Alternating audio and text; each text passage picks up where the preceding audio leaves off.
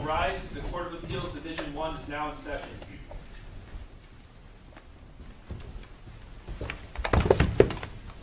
Thanks. You may be seated.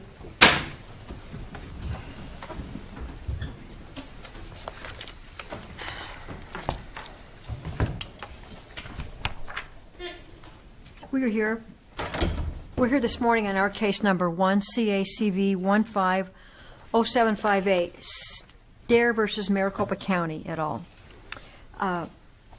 Counsel, as you know, each side is allotted 20 minutes. The appellant may reserve any amount of time you'd like to use in rebuttal. If you do decide to reserve time, though, you're in charge of keeping track of it for yourself. The clock on the podium will reflect the total amount you have remaining, including what you might have decided to reserve. We record these proceedings, so we'd be grateful to you if you would, when you approach the podium, give us your name and the name of your client for the recording. We have read the briefs in the case and the record as well. We did it a year ago, and we've done it again recently. We've also reviewed the supplemental briefing, and we're grateful to you both for giving us that. We've also discussed the case in our conference. So with that, you may proceed. Thank you. Thank you, Your Honor. May it please the Court. My name is Mike Ricola. I represent Cheryl STAIR, who is the plaintiff and the representative of the statutory wrongful death beneficiaries, the entire STAIR family, all named as beneficiaries in the case. I'd like to reserve 5 minutes, if I could, please, for rebuttal.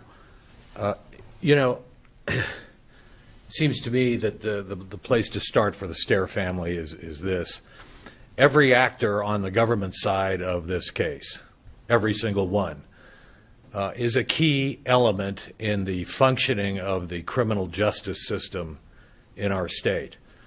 We have two giant police agencies that formed an ad hoc task force to try and achieve some sort of order in the 4th Avenue jail, one of the most gigantic jails in almost anywhere, to impose some kind of order upon what had become obviously almost an office building for a criminal street gang, out of which shots were being called to enforce gang discipline throughout the entire jurisdictional area. We have a law firm formed under the Sixth Amendment to the Constitution to ensure that criminal defendants have an adequate defense, and we have a lawyer surrogate, Ms. Mukovets, who was cloaked with the attorney-client privilege in order to do what is called for under the Sixth Amendment, and that is to try to mitigate, if possible, a death sentence imposed on the gang member, the shot caller to which she was assigned. So, what's at stake here then is the appropriate functioning of the criminal justice system, not just for the benefit of criminal defendants, but so that the public's confidence in the court system can be maintained. And the idea that, taken as a whole, these defendants are urging you to absolutely immunize them from any sort of tort recovery through attacking this notion of a duty to a stranger is almost breathtaking in its scope. It returns us to a position that has long ago been abandoned, that is the idea of sovereign immunity. And I think the issue now before you is whether or not you're going to find some duty on the part of these criminal justice system actors to act reasonably under the circumstances and to afford this family an opportunity to be heard in the trial court as to any remaining fact questions that surround the question of duty or undertakings and especially gross negligence, which we have alleged and which this court routinely remands to the trial court so that those matters can be fully discovered, fully explored, and fully proven to the jury. So, I think I suspect that an area that you're interested in today is the effect of the Quiroz case upon this case. You asked for supplemental briefs about it. They've been supplied to you, and you've read them. I would just urge you to focus on what I think Quiroz was attempting to do, and that was to give clarity to what this Supreme Court considers the most important elements in determining whether duties exist. First of all, they show great deference to the legislature. What is a statement that we can derive from legislative action, which is so clear, so unified, so beyond any cavil of any kind? And indeed, we're very interested in hearing you talk about whether there's a basis in the criminal statutes for a duty owed by any of the defendants to Mr. Stair. What in the criminal street gang statutes do you point to as establishing such a duty? Well, we've not only mentioned the criminal street gang statutes, but the racketeering statutes in general, and together with those and the aggravators that attend to any crime which has been committed in the course of a street gang undertaking, taken together as a whole, there could not be a plainer statement from the legislature that criminal street gang activity and racketeering activity, gang activity in general, is condemned. And so who is being protected by it? Obviously, those who don't participate in gang activity, and even those who do, because gang members frequently retaliate against each other and discipline each other. So the statute that I look at first is the one that she pled guilty to, 132321, which talks about promoting or furthering the criminal objectives of a criminal street gang. Right. And while the duty may be found in other statutes other than the one that she pled to, perhaps when we're talking about a street gang, we need to talk about the criminal objectives of a street gang, not just any random crime that may be committed by a member of a criminal street gang. Well, response to that? Yeah, sure, Your Honor. I think there's a little danger here in utilizing the concept of randomness. I think that gets us back into Gibson, where the court said we are not going to look at foreseeability. These defendants want to say this was random. No one could have predicted that Steve Stair would have been murdered, and so therefore it was unforeseeable. That's just not the analysis under Gibson. And so what you're talking about, criminal street gang objectives, is the entire scope of what dangerous criminals may do on the street. Dangerous criminals may be selling drugs. They may be taxing their other street gang members. They may be performing all kinds of other criminal activities, thefts, burglaries, assaults, batteries, and the rest of it. But what we have is the deployment of criminal street gangs on the street, of desperados who will do exactly what this criminal street gang member did: squat in an empty apartment and murder somebody who happens to own it and wanted to clean it up. So its randomness is certainly not something to focus on. I get that. And certainly Gibson and Quiroz too did away with foreseeability as a factor in determining whether a duty exists. Although Quiroz did talk about, in talking about a statute as reflecting a duty, a statute reflecting public policy when a plaintiff is within the class of persons to be protected by the statute, and the harm that occurred is the risk that the statute sought to protect against. So are you saying that the criminal statutes, criminal street gang, racketeering, we should apply that rule to any consequence of a violation of criminal law? Well, Your Honor, let me make the distinction that the Markowitz court made a long time ago.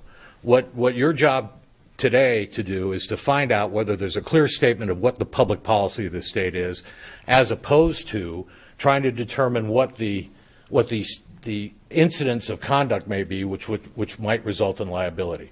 Those are not to be confused, specifics of conduct, with the general statement that the legislature has made about what the public policy of the state is and whether a duty at all should be imposed.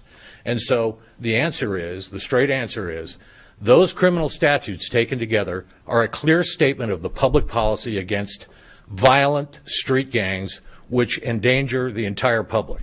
And I might add, there's no doubt that cases have talked about the narrowing of a duty and the narrowing to a specific individual. That's clear. However, the Quiroz court took pains to demonstrate that statutes with a very broad reach that are designed to protect universes of people, as we pointed out in the brief, are the basis to establish a duty.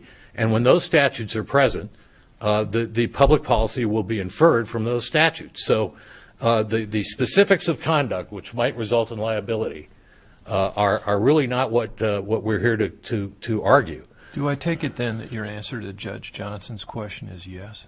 Yes, it is. And I have to emphasize that all of these statutes should be taken as a whole because they reflect the legislature's clear policy against street gangs, and that duty should be imposed upon those who have undertakings relating to them. Doesn't that kind of negate or vitiate the holding in Quiroz that we don't owe a duty to everyone all the time? No, I think the Quiroz analysis was very clear, and we're not arguing that everyone owes a duty at all times. We're arguing that these criminal justice system actors who are involved in undertakings either to regulate the jail, and we're not sure exactly what they were doing there, to trap telephone calls, to be aware of what was going on with the gangs, to follow them, and to somehow act to limit the scope of their activity, creates a duty, and that special relationships that existed there between the Office of the Legal Defender and their employee, Ms. Mukovets, under Restatement 41, form the basis for a duty, a specific duty in a specific situation. So this is not a Restatement Section 7 third restatement effort to generalize duties to everyone at all times. Instead, this is focusing on criminal street gangs, people who undertake street gang activities, people who take charge of street gang members, as Jessica Mukovets did with Bobby Hoover, and relate specifically to instances of breach of those duties instead of some generalized duty to the entire world. Granted, the statutes have broad reach, but only in the sense of, can we infer a duty from a legislatively clear statement about what the public policy of the state is. And your position is that we can look to any statute that she might have been accused of violating? Well, I think not only that, but I think you need to look at all of those statutes as a whole to infer what the actors here should have been cognizant of, and that is their duties under those statutes to behave reasonably under the circumstances given the information that they had derived. Okay. And you know, as a further matter, I think the thing to focus on from Quiroz is the sort of the sources of law. It's not just statutory law, but it's also restatements that are consistent with Arizona law and case law. We've demonstrated that the statutes which created the integrated bar in the state of Arizona, the Supreme Court rules that govern lawyers and their conduct and their duties of supervision over people to whom they have delegated, say, the attorney-client privilege, are crystal clear statements of what the public policy is, and that is that the courts and lawyers and their assistants need to be held accountable for breaches of the standards of care involved, and especially for their gross negligence. But don't those codes state that the violation of those codes aren't to be the basis of civil liability? Well, that's a Markowitz type question, Judge Bean. We are not urging that those codes necessarily themselves be used as establishing the standard of care. We're simply saying that those statements of the Supreme Court about what the scope of lawyers' duties are reflect the public policy that duty should be owed in circumstances to strangers to these other special relationships and the undertakings involved. So we're not saying that the ERs or any other rules should be automatically imported as the standard of care. In fact, if we get to the trial court, we won't even need to refer to the ERs as standard of care evidence. Instead, you have actors here who were in possession of information, who had undertaken certain tasks, who were aware of the existence of this whole entire perversion of the attorney-client privilege. There's no need to look at ERs at all to establish that ultimately at trial. Okay, I'm running up against the time I reserved, and I'd like to hang on to that until after the others. Thank you. Thank you.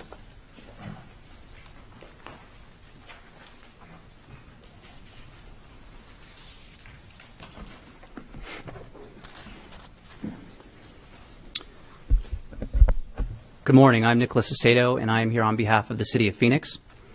I'm going to address some of the duty arguments that have been raised and answer any questions that the panel may have pertaining to the City of Phoenix. I'll then turn the floor over to counsel for the co-defendants. The duty in this case starts and ends with Hogue versus City of Phoenix. In that case, the court examined and applied Austin and its progeny and held that the city's mere investigation of a criminal suspect does not create a special relationship between the city and a victim of an unknown crime. Instead, a duty and a special relationship exist only if the city specifically endeavored to provide protection to that unknown victim. In Hogue, the city did not have any information about a specific current threat against the victims, and therefore the court held that there was no duty. So your position is that the city owes no duty if it knows that there is a gang member who was bailed out, has slipped his ankle monitor, has a gun, and is in communication directly or indirectly with Durgan. There is no duty to Stephen STAIR. Would the city owe a duty to anyone in that situation? Under Hogue, only if the city accepted a call for assistance and assured that victim that they were going to provide that assistance. Those are the two conditions that have to be met for a duty to be found in any crime prevention, duty to protect case. Isn't that similar to the task force investigation, though? I mean, they knew that these individuals were bad actors, and they knew they were dangerous, as Judge Johnson pointed out. He had violated his terms of release under the Superior Court, was armed.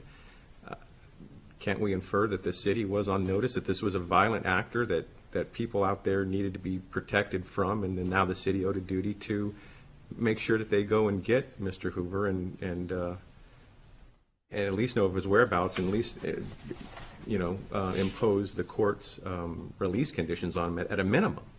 Well, that duty inquiry is more in the abstract. The duty inquiry has to be specific to the plaintiff. Was there a duty? Did the city owe a duty to the particular plaintiff in this lawsuit? Everything that you just said, Judge Bean, contemplates just a general duty to protect. And as we know in Austin, the Supreme Court said we're not going to impose that kind of a duty on law enforcement simply because their job is to protect, to enforce the laws and to protect. We're not going to impose civil liability on them for that. If the city had known where Hoover had taken up residence, would the city owe a duty to Mr. STAIR? No. No, because they still had no information or connection to STAIR. They didn't know that he was... In my hypothetical, yeah, because they know that the apartment has an owner. That may be a closer call, but it also assumes allegations that aren't in the complaint. It assumes that they had knowledge that the allegation is that they knew that he was dangerous. Police know that a lot of people are dangerous, but does that in itself trigger some sort of duty to protect the neighbor of that apartment, the owner of that apartment, people walking their dogs in front of the apartment? No, because once you impose a duty to one, it's essentially creating a duty to all. And you can't do that. That would impose limitless liability, insurer-like liability, and we can't do that here. if the city, if Hoover had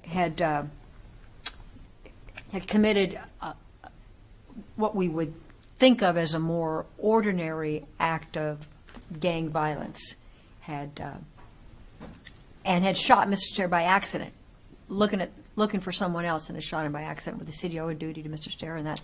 I still do not believe that that satisfies Hogue, that there has to be some threat against Stair in particular, and that they were there to protect him. Simply knowing that, or that they have a tip or they have a reasonable suspicion that somebody is about to commit a crime, that does not impose liability to whoever the victim may be, foreseen or unforeseen. Especially here, I mean, Mr. Stair was absolutely unforeseen. So we go beyond a foreseeability inquiry, which is condemned by Gibson, and we go into an impermissible risk creation theory that Quiros says is impermissible as well. I mean, here, Mr. Stair was absolutely unforeseeable, and it was a random act of violence, and he was in the wrong place at the wrong time. And it's unfortunate, but just because the Phoenix police allegedly were part of a task force and were looking into a connection between Durgan and Mukovitz, that mere investigation is not enough to impose a duty of care to anybody. Judge Johnson, you had focused specifically on whether the criminal statutes, the gang criminal statutes, imposed a duty under a public policy theory. I'll note, one, that argument was not raised against the city in the trial court. Two, I think what I heard, you're correct, that the statutes do not impose or create a duty on anybody. As Quiros makes clear, there's two conditions. The first condition is that criminal laws can only give rise to duties between members of the public. So here, arguably, that created a duty between Hoover and... That this case says that. That's paragraph 16 from Quiros. Well, it's not, I'm not sure I read that to mean it doesn't establish a duty owed by a government entity under the proper circumstances. But well, I believe that just generally, criminal statutes, for example, traffic statutes, like I believe Quiros referenced that created a duty of care, imposed a duty of care on drivers to other drivers on the road, not necessarily a duty of care of law enforcement. So the way that I read Quiros, and I believe that came from Gibson, is that, I mean, that's a quote, between members of the public. So we'd have to go beyond that and extend it vertically and impose a duty on law enforcement. But the other condition is non-applicable here, as you pointed out, that the plaintiff has to be within the class of persons to be protected by the statute, and the harm that occurred is the risk that the statute sought to protect against. Here, this was a random act of violence. This wasn't gang-related. Squatting isn't a gang activity. And Mr. Stair wasn't a target. He wasn't a hit. There's no allegation of that. So it doesn't satisfy either prong. And so I do not believe that the criminal statutes impose a duty on anybody, much less the city of Phoenix in this case.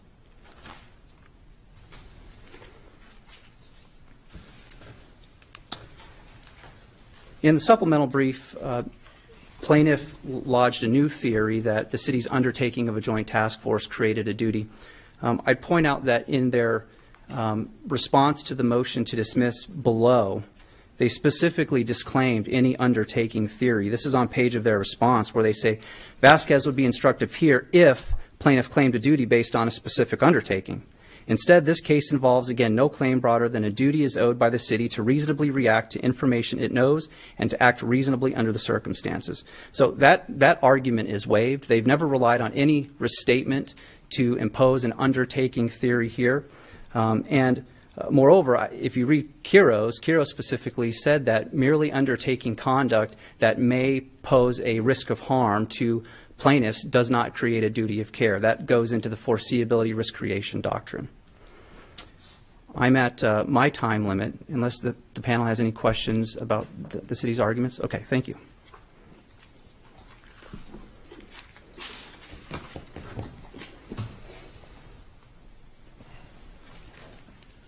Presiding Judge, Council, panel, good morning. I'm Christopher Rapp. I represent Jessica Mukovitz. First, let me just state that nothing I argue today, I hope, diminishes the fact that the loss of Mr. Stair and his family was horrific and tragic. So, starting out with Jessica Mukovitz.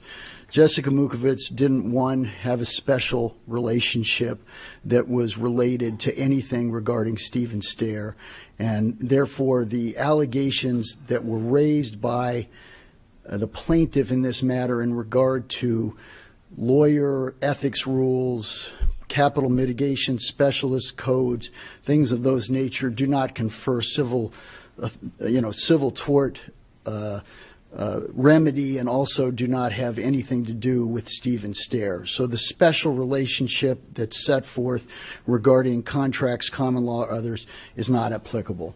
So let's go to what is potentially applicable, and that is the public policy violation. My client pled to a statute which was a gang-related statute. First, two things. The Second amended complaint did not raise the actual conviction. However, it's been raised subsequently since that.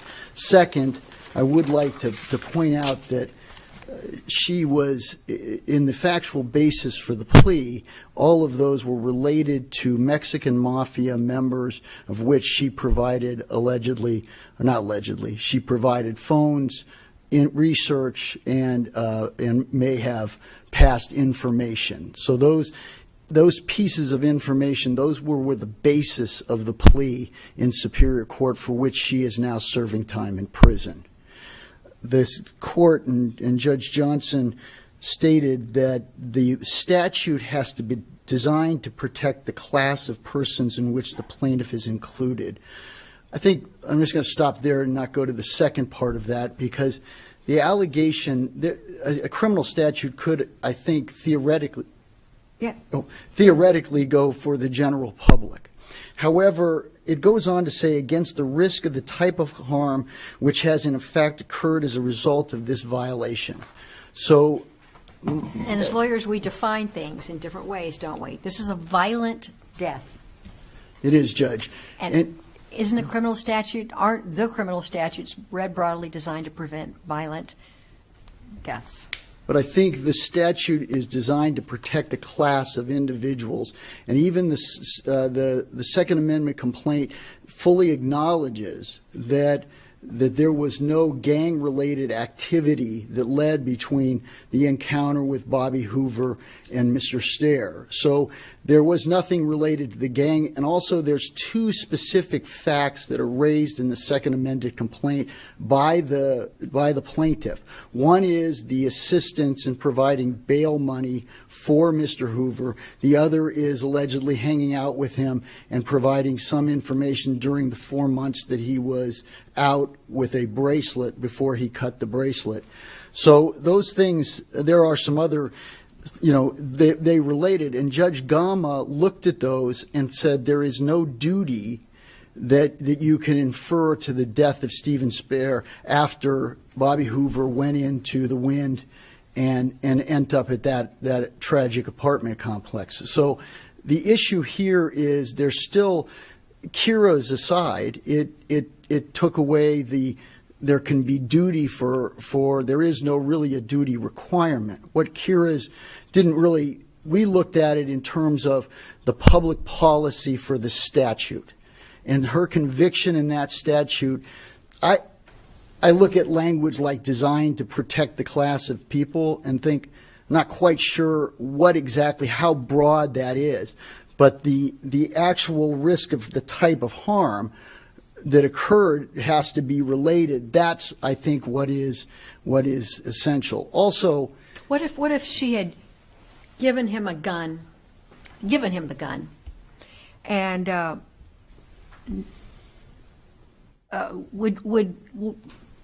would she therefore have a duty under the murder statute or the manslaughter statute to prevent a subsequent murder he committed? Well, if she gave a prohibited possessor a weapon, right, I think there may be some liability in that regard, Judge. However, in this case, she had nothing, her actions had nothing to do with the type of activity that Bobby Hoover ended up with in the shooting of Mr. Stair. So the question, I think, is you have to look at what her conduct was, and Judge Gama focused on the two things raised by the plaintiffs. Bail, a bail set by a court. A bail's not illegal Right. for someone to. Also, did she have a duty to report some theoretical violations? The answer is no. She had, when he left, he had no more contact with her. I know that's a factual issue, but there is no issue that she did not have anything to do with what happened subsequent to him cutting his Right, bracelet. but it's alleged she knew he'd cut the ankle bracelet. She knew he had a gun. She knew he had instructions to do crimes. I don't think we challenged any of those facts, Judge, because this Right. is a motion That's to the dismiss. allegation. Yes, those are allegations. So the only issue is, unfortunately, Mr. Stair was the victim of a crime that in Was the old days unrelated. we would say was not foreseeable. And there's no proximate cause, Judge, there's no sequence of events that's unbroken that goes to the death of Stephen Stair. I promised Mr. Leonard before he throws something at me that I'd save him some time, Judge, so if there's any Problem other is- questions. Thank you.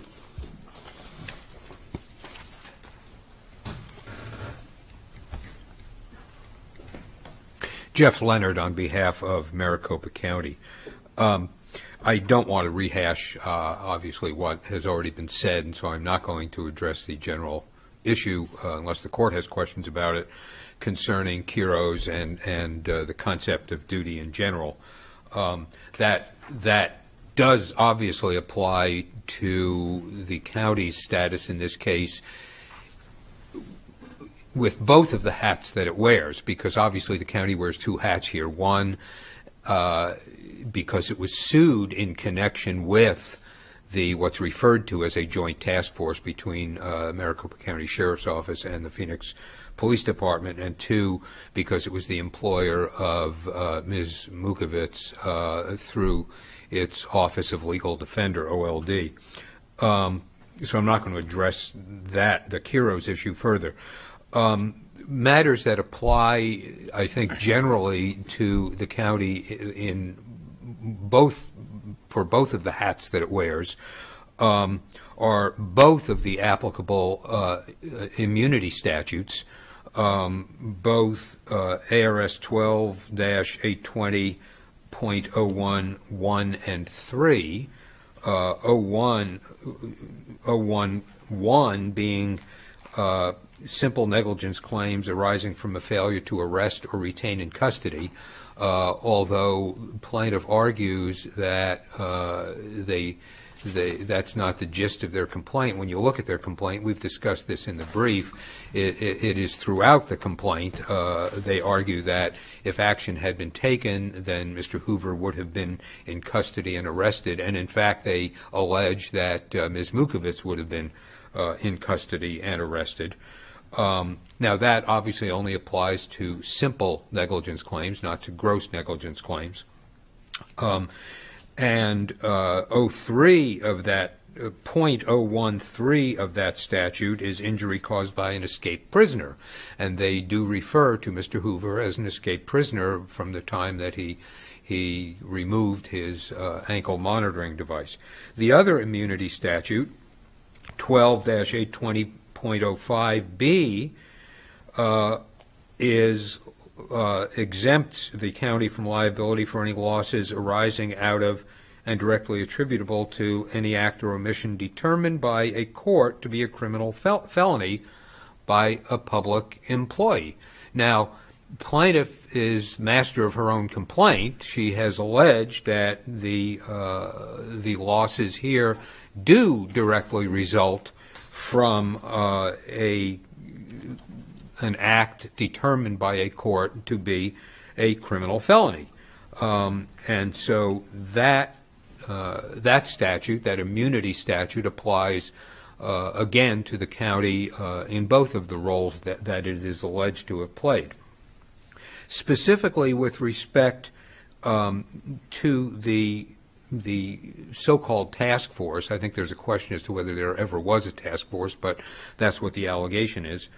The plaintiff has simply sued the wrong party. Fredina and the cases that have followed Fredina establish that there is no vicarious liability of the county for torts of employees of other constitutional officers or offices. Nobody is suggesting that Maricopa County Sheriff's Office was an entity that should have been, needed to be, or could have been sued, but the Maricopa County Sheriff clearly is. No notice of claim was filed and served as to the Maricopa County Sheriff. No lawsuit was brought against the Maricopa County Sheriff. Plaintiff does not challenge that Fredina is established law. They simply argue that it should be overruled. And I know they get into this whole discussion of what Judge Wake said from the bench in one case. There's a whole litany of cases that have applied Fredina. With respect to the role of, so they've simply sued the wrong defendant there. With respect to the role of the county, where Fredina would not apply to the Office of Legal Defender, because indeed that is a unit of the county and the employees are employees of the county, there again is simply no duty there. The ERs simply don't create a legal duty. The cases make that clear. Okay. Thank you for your argument. Thank you.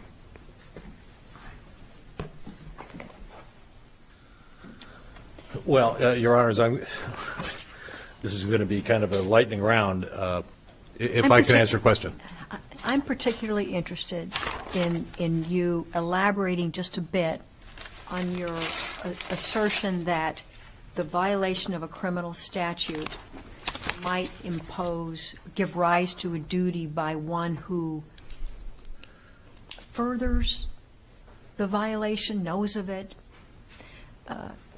Is that your notion that a duty might be owed to any victim of a criminal statute in that scenario? Sure, and absolutely. And Your Honor, I think the Quiros court makes that crystal clear.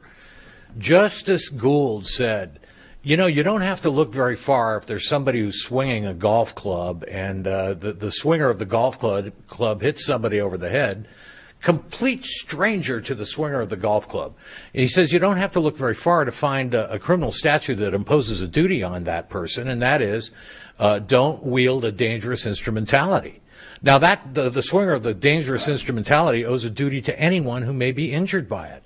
And so we are talking about absolute strangers, and we are talking about the reach of criminal statutes to people that can be endangered by this conduct. Is that hypothetical apt here, though? Because you're really talking about maybe the groundskeeper or the tea master, not the swinger of the golf club, who is listed as a defendant.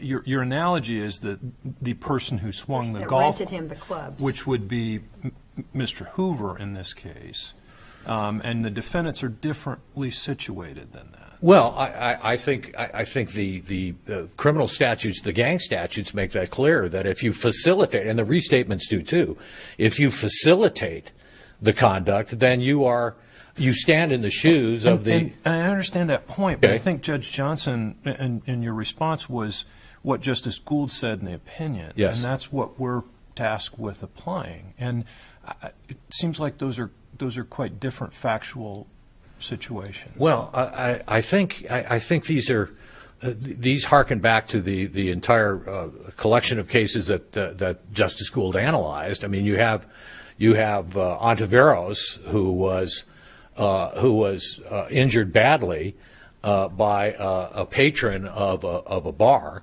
who was neither a licensee nor governed by the license, who was Ontiveros certainly had no special relationship with either the licensee or the licensee's patron, but the licensee, and relying upon that statute, according to Justice Gould, a duty was created for the liability of the licensee because he facilitated and provided the means by which his patron injured Ontiveros. And in that respect, are you is your argument that, among others, that the dram shop statute liability is akin to Title 13 criminal code liability? Well, I think it absolutely is, and I think the other cases that were collected by Justice Gould operate in an identical way. For instance, the statute which created the ability of school districts to establish crosswalks in the Alhambra School District versus Superior Court case, Alhambra School District established a crosswalk, and the court and a complete stranger, not a school child, not an elementary school student, was injured in the crosswalk. So the analysis by Justice Gould was the statute creating the ability of school districts to create crosswalks was sufficient to impose a duty upon them, even though the person injured was injured by an automobile while she was in the crosswalk. So I think the point we tried to make in the supplemental brief was, even though these statutes appear to have a broad reach and will reach people and will protect people that occupy the universe of endangered persons, doesn't mean that that there isn't a duty that's imposed that's sufficient to protect all of those people in the class of people to be protected, even if there is one step removed from the tortfeasor originally to the facilitator. So that's exactly what we're arguing, Your Honor. So it's a classic legal question, isn't it? In the Alhambra case, is the purpose of the statute to protect anyone who is in the crosswalk, or is it in our situation, is it anyone who is the purpose of the criminal street gang statutes to protect anyone who might be injured as a result of organized gang activities? Absolutely. That's precisely what we're arguing. And you see the class of persons, it is not a coincidence that the criminal street gang statutes reach as broadly as they do, that anything that furthers criminal gang activity is condemned, because it's clear that what these criminal street gangs will do is endanger lots of people all the time, especially when they're armed with guns and when nothing has been done to interdict them, even with a state of mind and knowledge that they are completely dangerous and afoot. So it's just not sufficient to say, well, Bobby Hoover wasn't engaged in a specific gangbanger activity. He certainly was. He was evading his court order. He had jumped his bracelet. He was armed. He had a sawed-off shotgun. He was a desperado. He was squatting. He was avoiding any activity that would have exposed him to police, all in pursuit of what his orders had been conveyed to him by Jessica Mukovitz, by Renee Durgan, to go out and discipline gang members with everything from murder to other forms of violent activity. It just so happens that when you've got somebody out there deployed by a gang shot caller who's known to be dangerous, he's a stick of dynamite waiting to go off. And the fact that some stranger gets blown away by dynamite or by Bobby Hoover is not dispositive of what the duty is to take action when it's called for, given your state of mind. And that's what we certainly intend to prove in the trial court. Okay. It looks like I'm out of time. Yeah. Okay. Thank you. Thank you. Thank you to both sides, all the lawyers, for your argument and your briefing. We'll take the matter under advisement and issue a decision in due course. We're adjourned now.